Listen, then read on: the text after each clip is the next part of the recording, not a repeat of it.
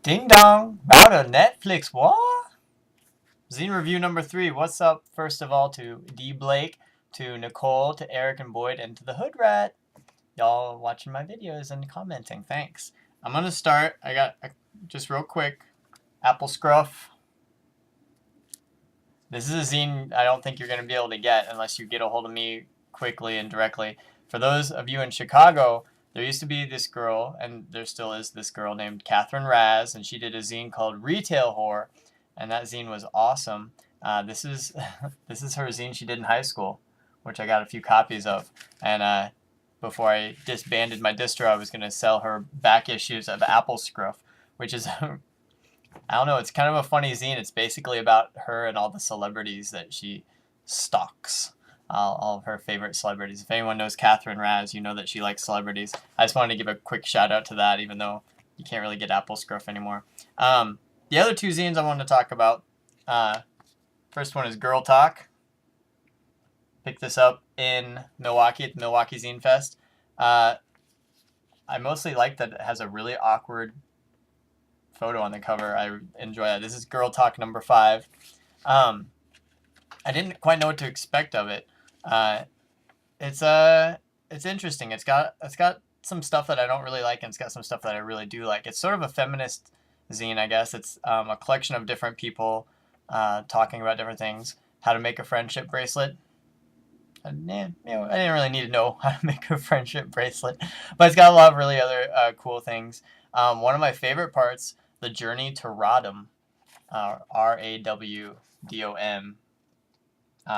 It was this journal of a person talking about trying to eat raw, which, for those of you who don't know, that's the dietary lifestyle where you don't eat any cooked food, under the idea that cooking food actually eliminates many of the essential vitamins, and that if you just eat things raw, it's actually better for you. I have eaten much raw food and tried to eat raw, and it's difficult. It's not easy. In Chicago and in other metropolitan areas, it's a little easier. You have some places that will cater to it. But anyway, it was very interesting listening to a person go through some of those struggles. If you've ever tried to be vegetarian, tried to be vegan, or had any sort of dietary limitations on yourself, you understand that it's kind of frustrating sometimes. So it's nice. It is nice to read that. There were some other really cool things. Probably my favorite, best part of the zine was the interview with Justin Korivu. I don't know how you pronounce that. Who is a photographer and takes lots of interesting nude and semi-nude photos of people. And I discovered later he's the one that did the cover photo. Most interviews in zines are dreadfully boring.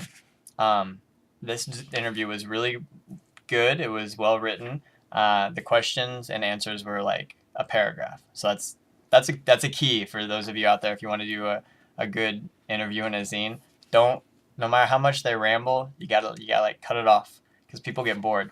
But this was like 3 or 4 page interview, and it was great. It talked about some interesting, deep subject matter, artistic subject matter, and it was a really, really good interview. I enjoyed it. Back cover has a bunch of girls asking for it, so make of that what you will. The other zine I'll talk about, Conscious Defect. Many of you probably know this zine. I had never heard of it. I think I'm some zine, one of those guys that knows every zine that's out there. This zine, I think, has been out there for a while. These are mostly starting in like 2006.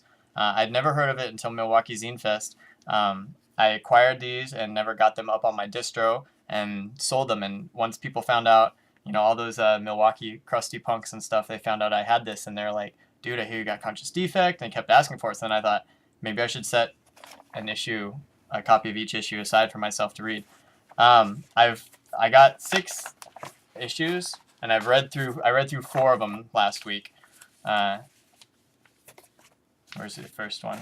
Issue number 1, issue number 2, issue number 3, which is a split with Scamma Jake, and then I got through issue number 4, which also has Scamma Jake halfway through the middle.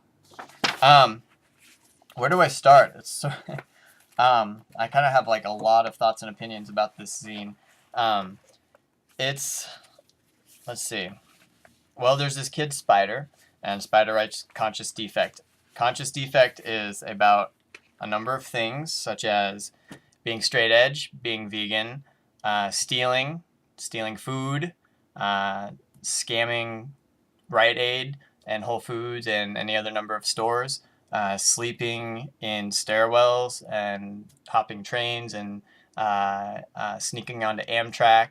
Uh, Basically, like a lot of, I don't know, I don't want to stereotype anarchist, crusty punk, travel punk, punk fucking rock. A lot of PFR. A lot of PFR.